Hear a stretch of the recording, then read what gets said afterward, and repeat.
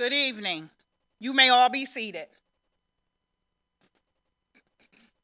I am going to talk about Black history, and I'm going to be brief, and I'm going to read a poem. It's a poem by Shakina Small. I'm Black history 'cause. I'm Black history 'cause it's a mystery how I survived the pain from my past. I'm Black history 'cause I have a story about now. Now I can sing free at last. I'm Black history 'cause I'm Black, I'm bold, and I have a heart of gold. And my integrity and character could never be bought or sold. I'm Black history 'cause I'm alive today when many of my Black sisters and brothers have passed away. I'm Black history 'cause my family tree consists of those who fought and lived through slavery. I'm Black history 'cause God's glory shines on me and my legacy will live. It will live throughout centuries. I'm Black history 'cause I've been raped, abused, and misused, but none of these left an eternal bruised because I've to choose to forgive and forget. Instead of a liability, my affliction became my asset.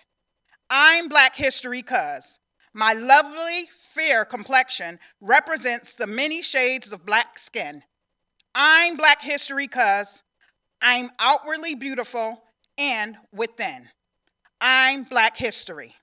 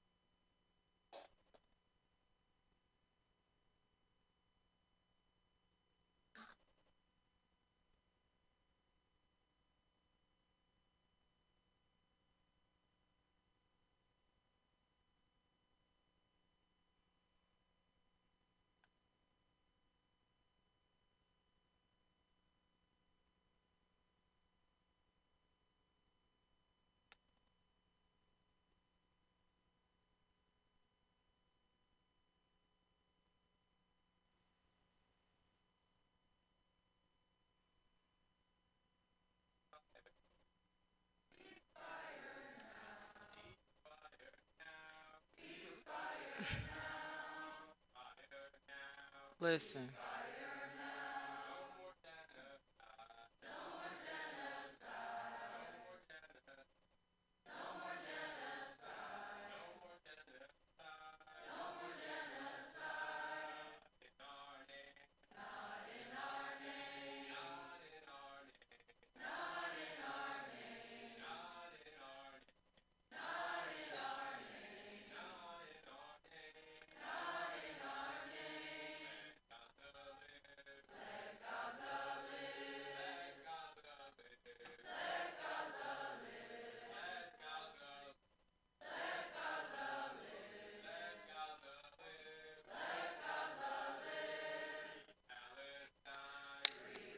everyone, please stand.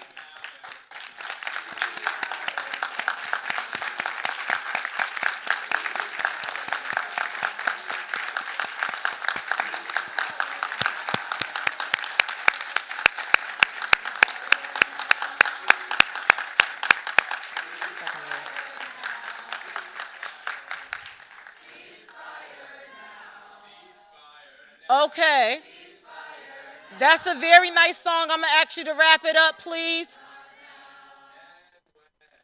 Yep, go ahead. Hmm.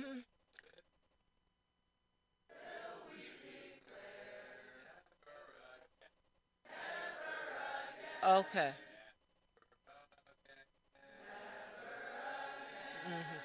There you go.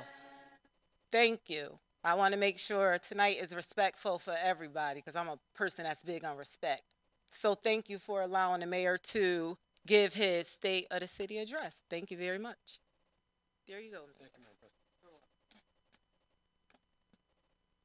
Good evening, everybody.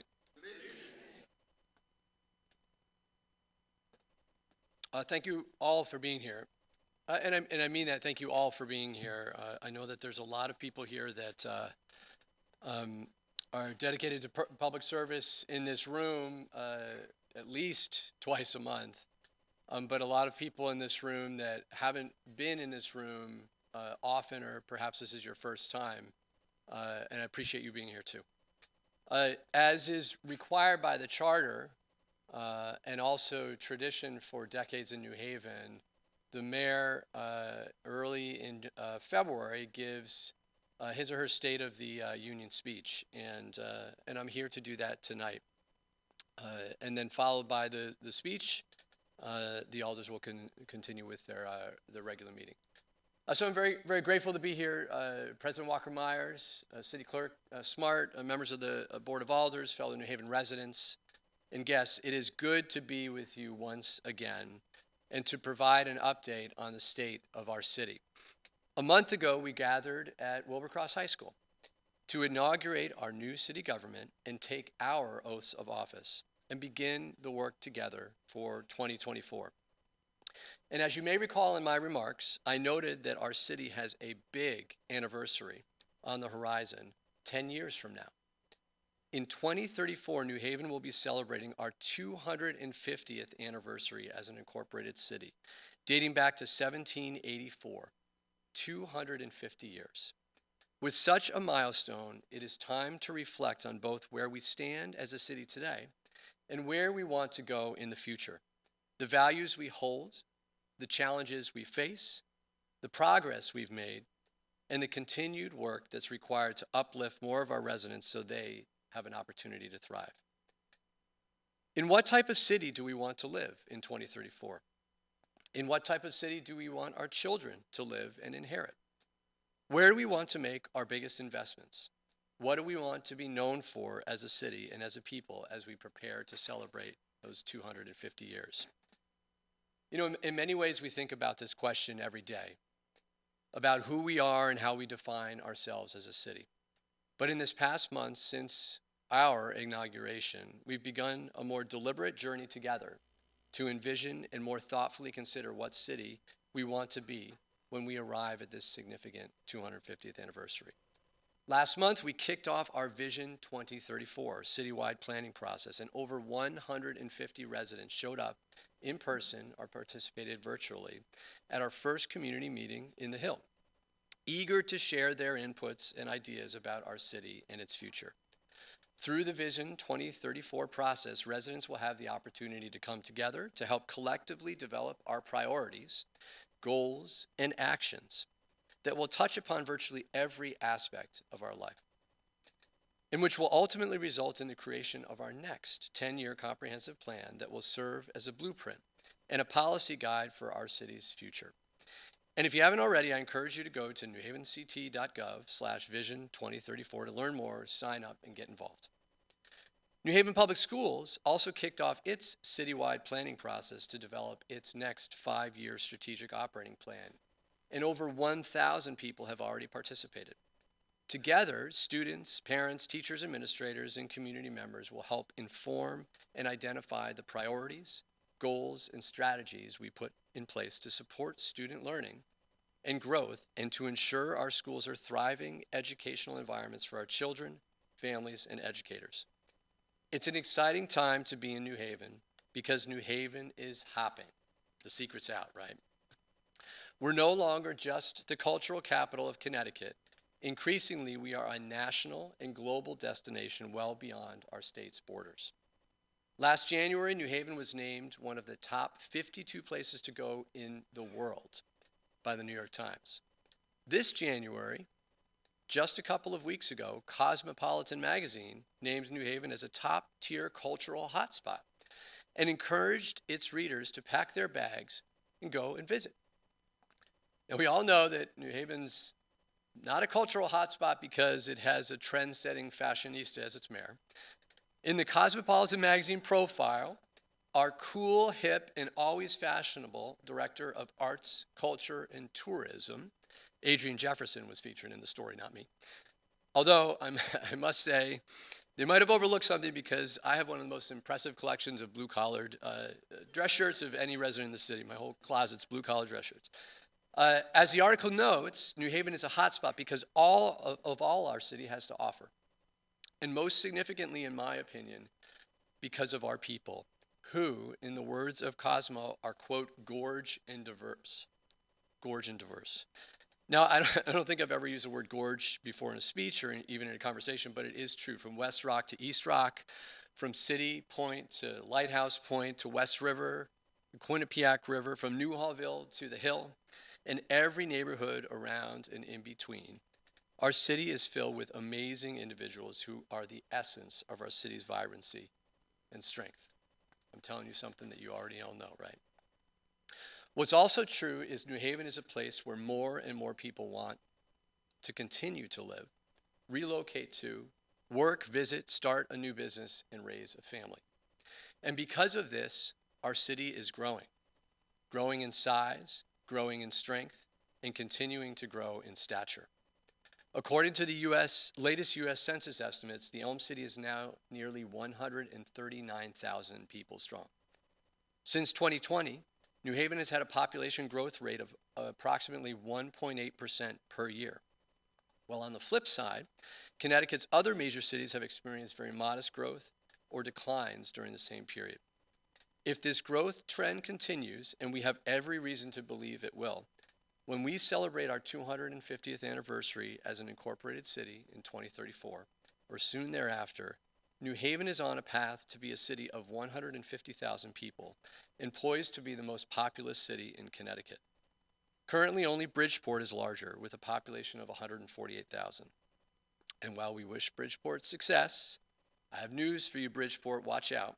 New Haven is growing, and we're on the move. Importantly, as we grow, and this is very important, we must grow inclusively, equitably, and sustainably. Just as we have led the way in Connecticut in post-pandemic recovery by centering on inclusive growth and by prioritizing equity and sustainability, we will continue to do so during this next chapter of our city's growth as well. Because the aim is not how does New Haven become a city of 150,000 people, right? The aim is how does New Haven become a city of 150,000 thriving people? The alternative would be to fight this growth and try to remain a city of 139,000 people.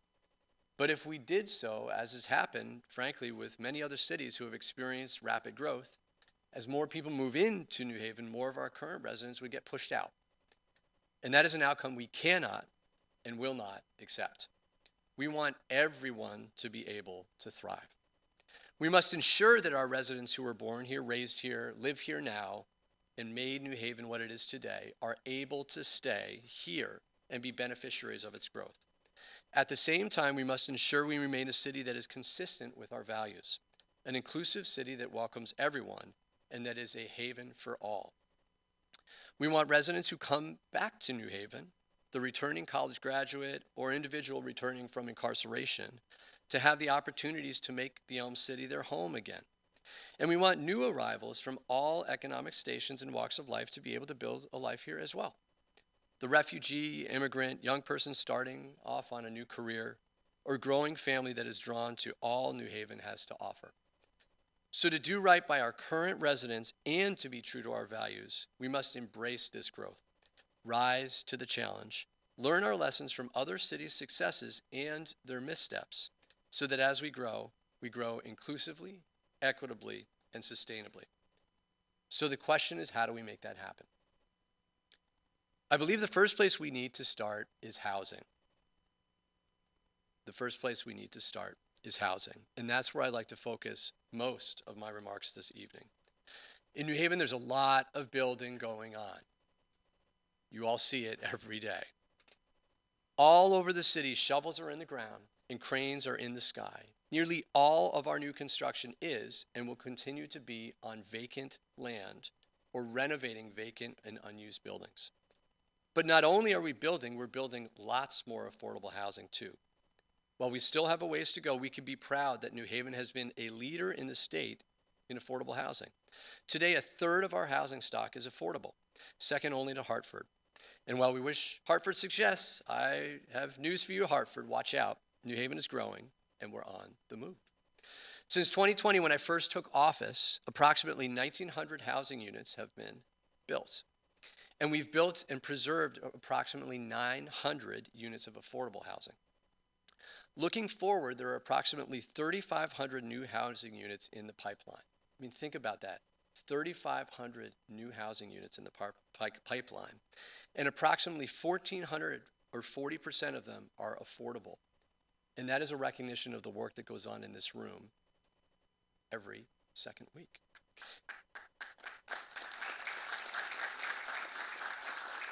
And let's be clear, our city of New Haven, and in particular, this Board of Alders, have dedicated more American Rescue Plan funds by far to the creation of affordable housing than any other city in the state, and that deserves a round of applause. And by the way, these housing numbers, that 3,500 number that you saw, doesn't even include the largest development that soon will be officially in the pipeline, which is the redevelopment of the 12-acre Church Street South site directly across from Union Station. Right, Aldo Rodriguez? While the Church Street site is still in the planning stages, we know the development will include a minimum of 300 affordable units and potentially up to 1,000 total units. And by the way, can we truly give Karen Du Bois Walton, Dr. Du Bois Walton, and Elm City communities a huge round of applause?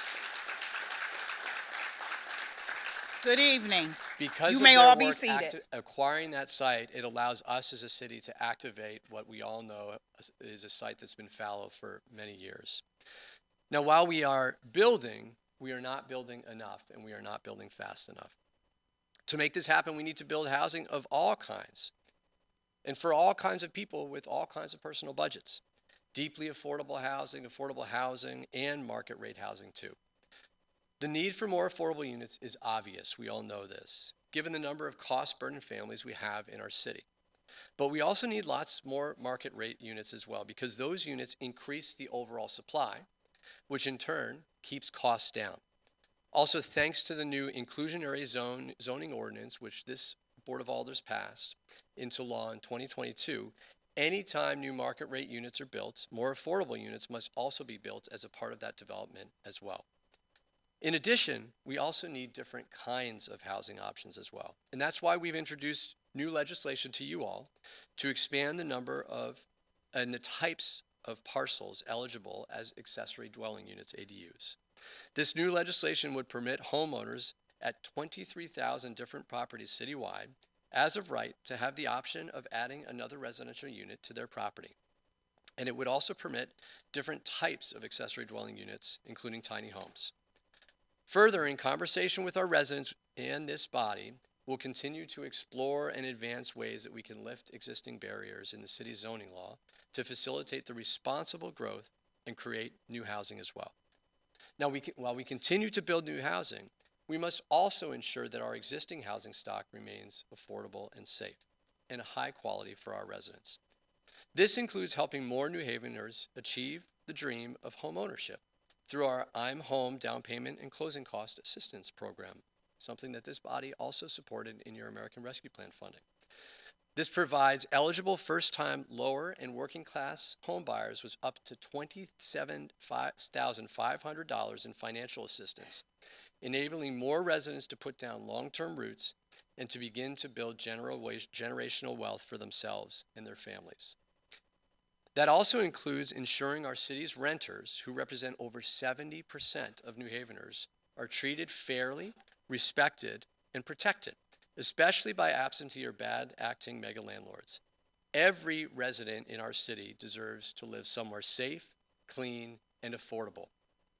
To this end, the number of cases handled by the Fair Rent Commission has more than quadrupled in recent years. The number of inspections conducted by the Livable Cities Initiative has increased year over year by 66%. And when there's a lack of compliance and the health and safety of our residents is at risk, we're taking those absentee landlords to court. However, despite these increased efforts, we all know there's simply not enough housing inspectors to cover the rising number of units that have come online and that will come online. We currently have 13 housing code inspectors for an estimated 43,000 rental units. Think about that. 13 inspectors for 43,000 units. That averages out to about 3,300 units per inspector. And while we've got a dedicated city workforce and not every unit is inspected every year, I don't care who you are, it's just not physically possible for one person to inspect that many units.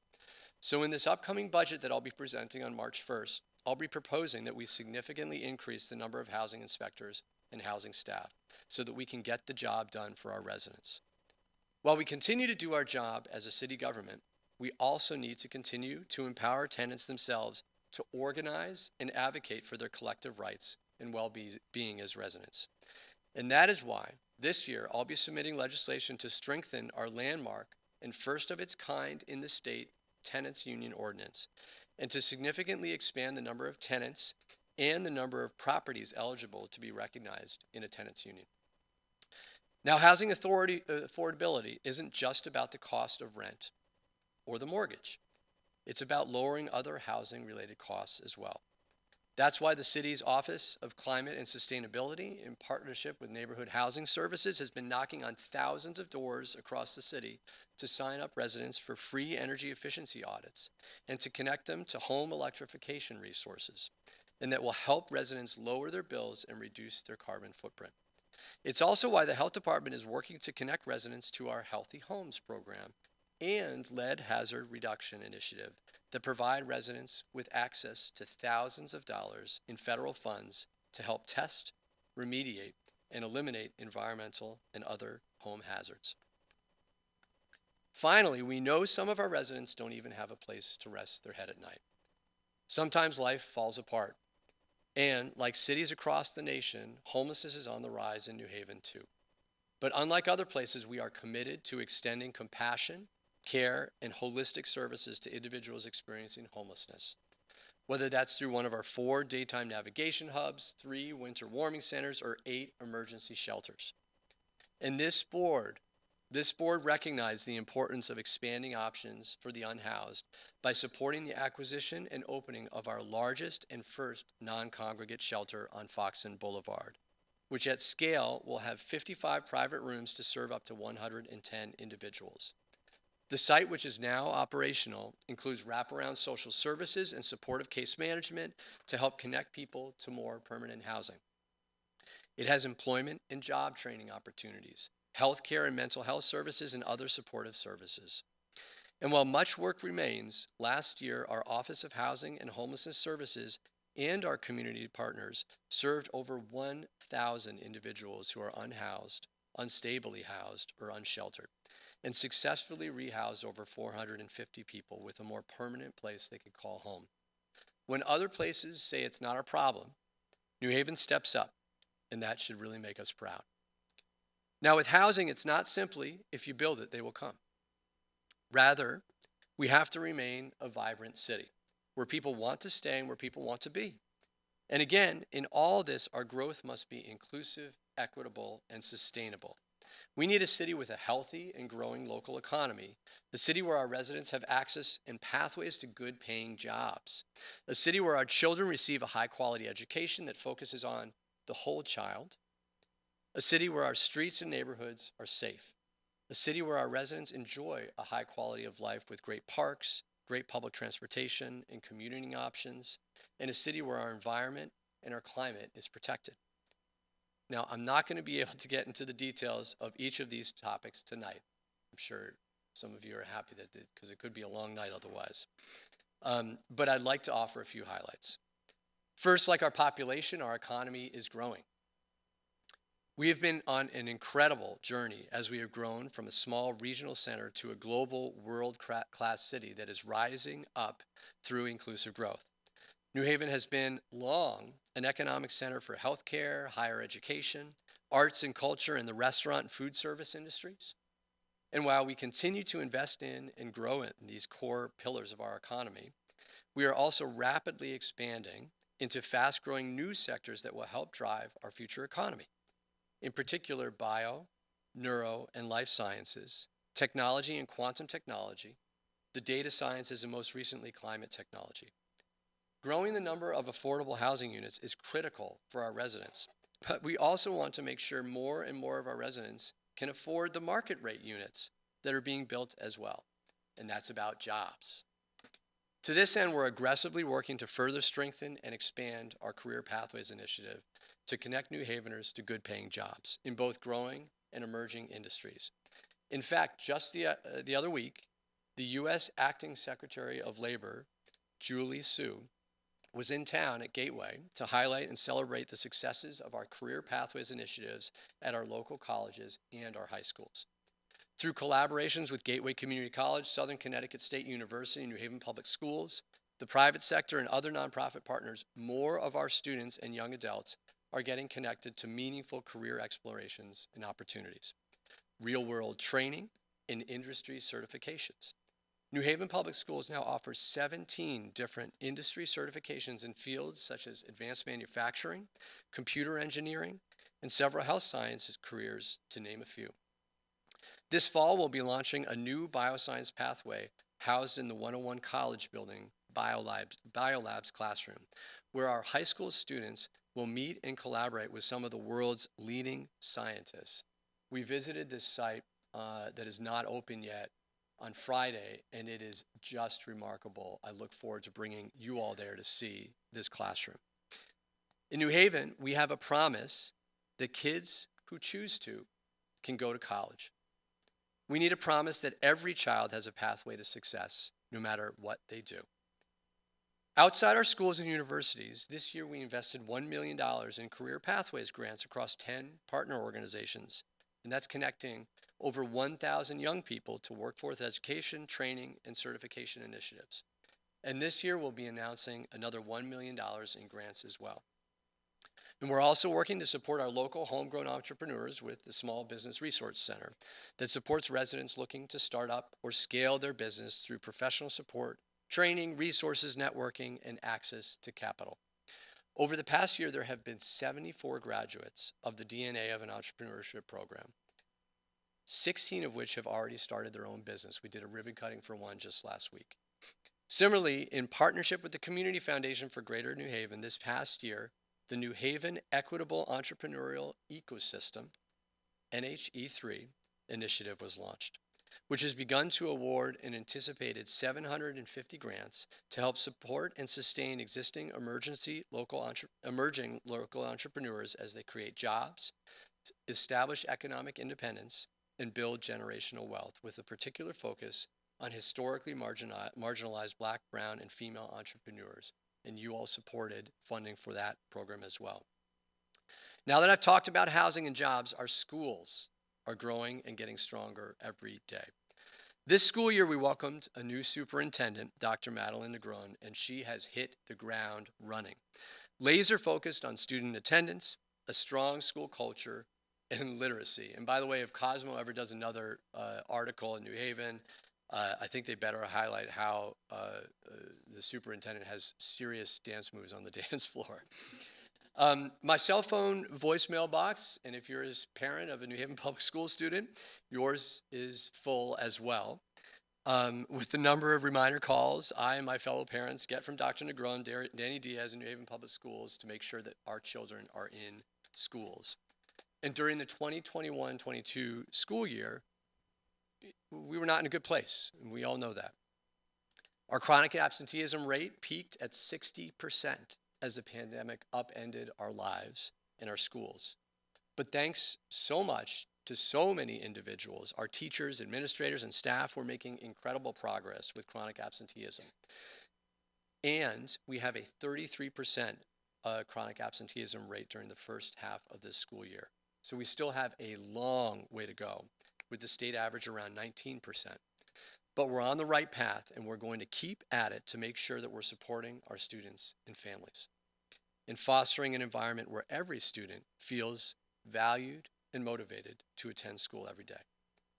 In addition, this year, all our elementary schools have implemented our new literacy curriculum that's anchored in the science of reading.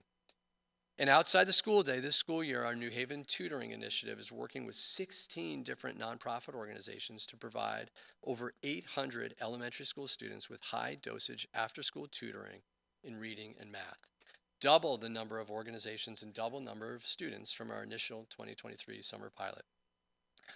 Finally, schools are at their best when they are not only an anchor of learning in the lives of our children, but when they are an anchor in the life of our communities as well. And it was exciting when just last week we joined U.S. Secretary of Education Miguel Cardona when we celebrated two of our schools, Fairhaven School and Fame, being awarded $2.5 million federal grant to become full-service community schools. This initiative, led by Clifford Beers Community Care Center in partnership with New Haven Public Schools and 14 other municipal and community-based organizations, will expand the academic and enrichment programs, services, and supports available to Fairhaven students and families, help further activate these schools to serve the community in a coordinated way beyond the traditional school day, and hopefully serve as a model that we can learn from and replicate in other schools. Kudos to Alder Miller for spearheading that initiative. Now, while housing, jobs, and education are core to our success, our community and our neighborhoods are only their best and growing when our residents are enjoying a high quality of life, with great parks and other local places to connect with others, the ability to commute safely and easily on foot, bike, public transportation, or car, and the peace of mind that comes with living on a street and in a neighborhood that is free from violence and crime. The good news is that on all of these fronts, we are making progress. When it comes to public safety, our multi-pronged approach to reduce gun violence is working. I see Chief Jacobson here in the audience. Violent crime continues to fall. Since January 22, violent crime is down 28.5%, and year over year is down 5.8%. We have much more work to do here, but we are making progress. Adding to the technology enhancements we've made in recent years, our real-time crime center at police headquarters is now fully operational. It is the new nerve center for real-time information that is enabling our officers and detectives to get the intelligence they need to respond to, investigate, and solve major crimes. And I'd like to thank the Alders for supporting a historic investment in public safety to allow for this infrastructure. Through strategic law enforcement, a community policing approach, state-of-the-art technology, violence prevention and interruption programs, community resources and supports, I'm looking at Alder Redente, and cross-departmental collaboration, our streets are not only safer, but we're actually connecting individuals who are at the greatest risk of committing or being a victim of an act of gun violence with the supports they need to stay safe, alive, and out of jail, and successfully reintegrate into the community. We are making progress, but we have more work to do. Through our press initiative, we're employing evidence-based practices, supportive case management, and coordinated service delivery to those returning from incarceration, and the results have been remarkable. It's clear in the numbers. Correctional institutions send around 900 individuals back home to New Haven every year. Tragically, the state average is that up to 32% of individuals released or discharged from correctional facilities are reincarcerated within the first year, up to 45% within the first 2 years, and up to 61% within 3 years. That is a public policy failure if ever there was one. However, among the approximately 160 clients who have been involved in the press initiative since the program started about 2 years ago, the recidivism rate is remarkable, 14%. So this year we're expanding press to serve more clients, expand those services offered, and also extend services and support to families of those individuals returning from incarceration as well. We don't talk about the press program enough, which is kind of ironic given the name. But this program is working, and it is a model. It sends a message that in New Haven, we welcome you home and we want you to stay home. Elm City Compass, our new crisis response team, completed its first full year of operation in 2023. Whether it's a mental health issue, substance use issue, or homelessness issue, we're employing social service response to these situations to ensure the right person with the right skills at the right time is there to help people out. Complementing and supporting the work of the New Haven first responders to 911 calls and through outreach, Compass has responded to over 1,000 calls since it first launched in November of 2022. And when talking about safety, we'd be remiss if we didn't talk about complete streets. When it comes to commuting on our streets, we will continue to implement our Safe Routes for All plan and major corridors projects to make our roads safer for all users, pedestrians, cyclists, drivers. We're committed to expanding our 48 miles of bikeways to 128 miles of bikeways. And this year we'll be getting started on our most ambitious bike and pedestrian project yet, the extension of the Shoreline Greenway Trail, a 4.4-mile route that will be connecting the Farmington Canal Trail to the rest of the Shoreline Greenway. With this new link, New Haveners will be able to travel by bike or foot from downtown up the coast. A growing city also needs a growing public transportation network, and good news is en route here as well. Bus rapid transit is coming to the Elm City.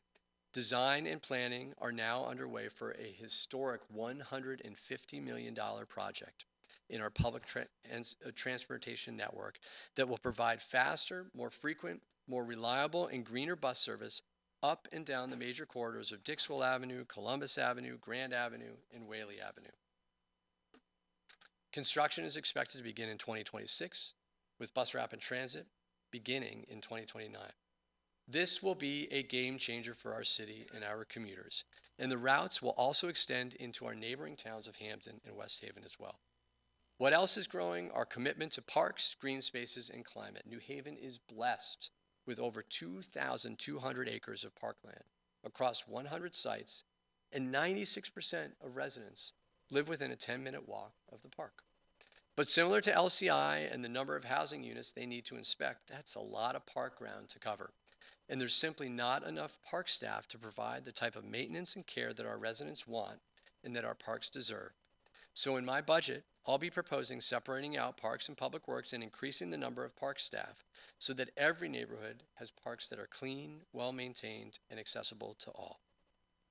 Excitingly, this year, we will also begin construction of our newest flagship park, Long Wharf Park and Waterfront. This 18-acre shoreline site is a gem of the city and the welcoming sign to New Haven for everyone that travels along I-95. And it is used every day by hundreds of New Haven residents from every neighborhood. Thanks to a $12.1 million investment from the state, this shoreline area will be transformed with an upgraded promenade, playground, outdoor fitness equipment, bike paths, public benches, furniture, and, of course, a food truck pavilion. I'm almost done, and I'm happy to talk to you folks.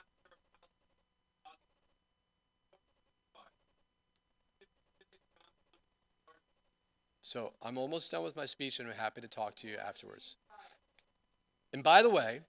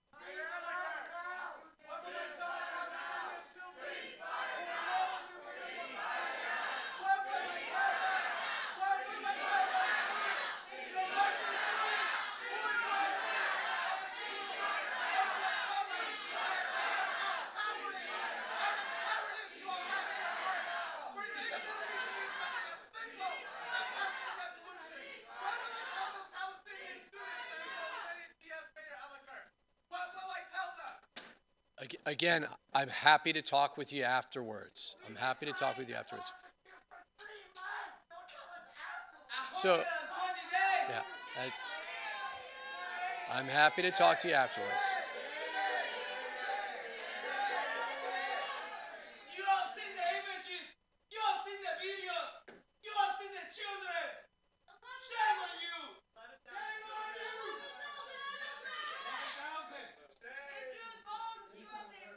How many kids did you kill today?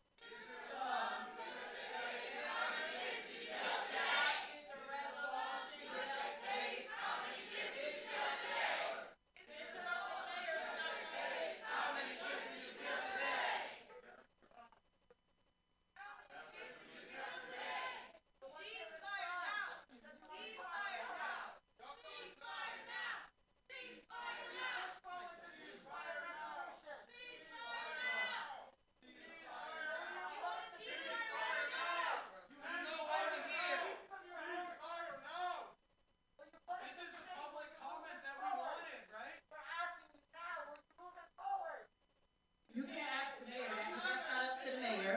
So I don't know why you're interrupting the mayor. I do not understand why you are interrupting the mayor.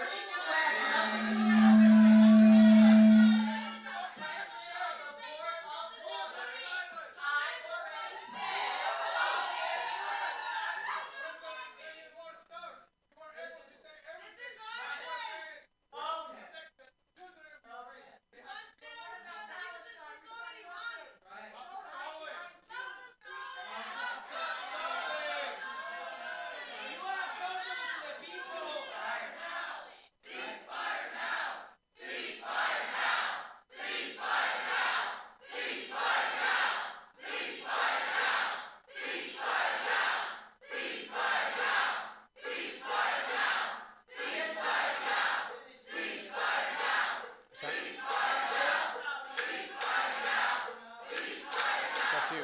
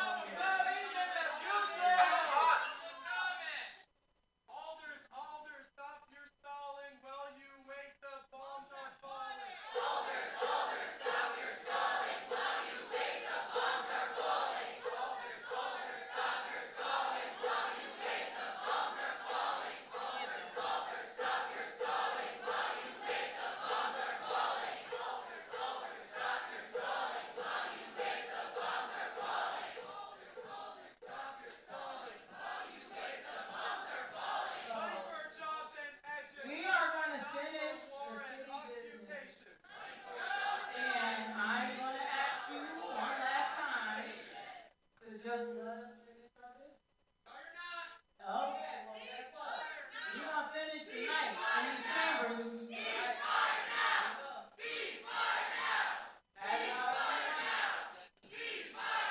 You will be asked to leave. Don't make it hard. We want to finish what we're doing and you want to be heard. So it's a pathway to do both. And I'm giving you that option.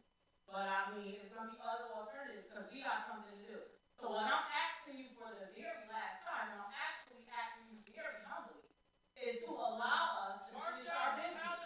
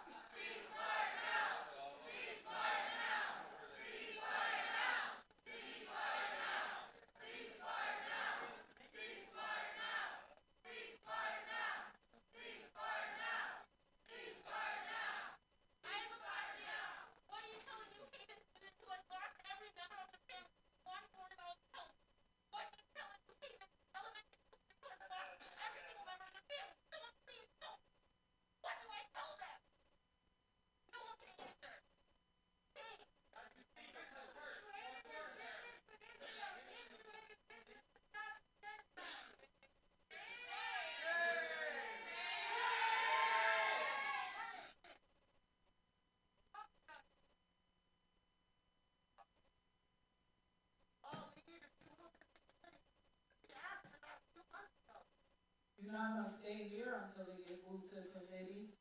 That's not what we're doing tonight. I thought you just said y'all was marching out for Palestine. Which one you doing? I just need to know what's going on. I'm not being rude. I'm asking you what's going on. You got city business. People are mad. I understand. I live in this city. So do I. I do care. You don't know me. I hear a lot, actually.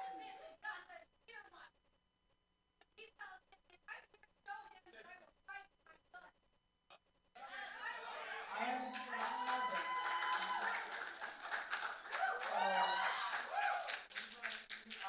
Are you going to take the option?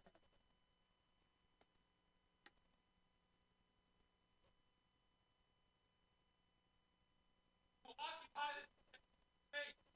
Will occupy it. Okay. Well, when we go on to you out here? How many of you have children? Me. Yeah? Okay. What would you say to your children? What do you say about being low peace I think it's terrible.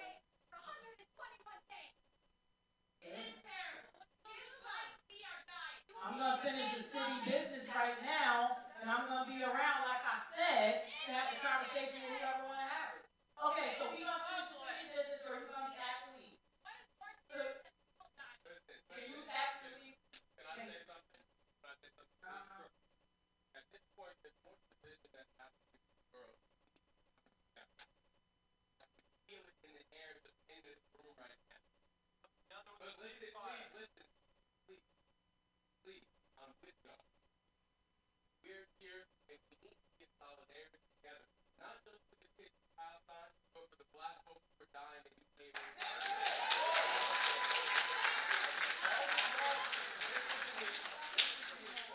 Listen to me, please. We are trying to make this action, and we want to make sure that we are an ally together. But right now, there's anger in this room on both sides. So let's talk about it. Please, we Fire! can't. Now! We want to talk about it, and we will No, talk we about don't. it. Sorry, But sorry.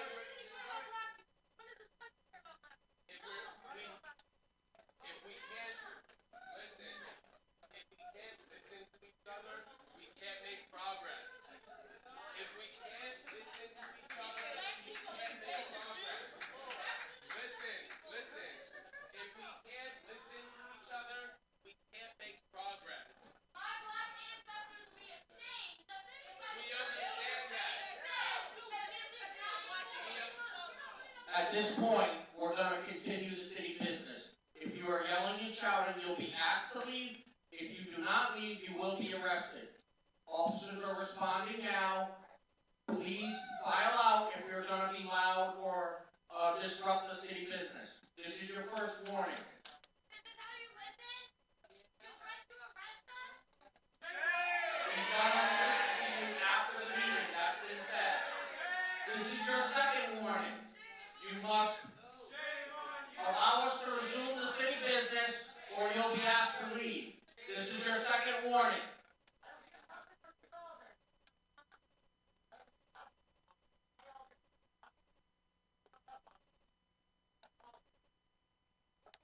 This is the third warning. We will be clearing out anybody that is disrupting the city business. If you want to stay and wait after to speak to the alders, you may do so. But we will clear out who is disrupting the city business. Thank you.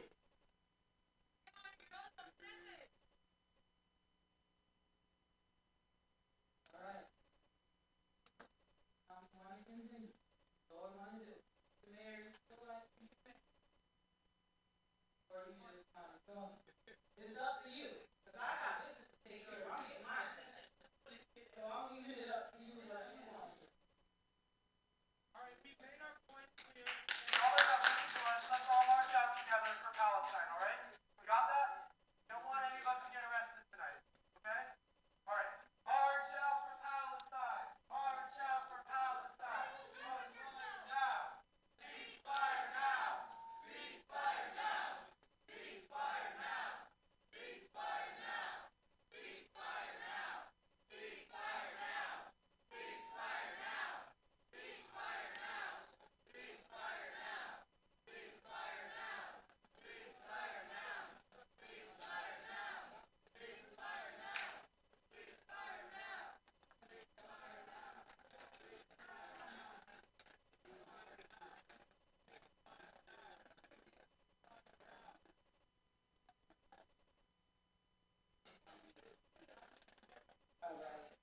We need quiet for the mayor.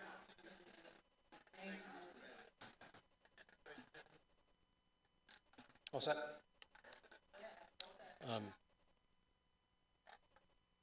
Thank you. In conclusion,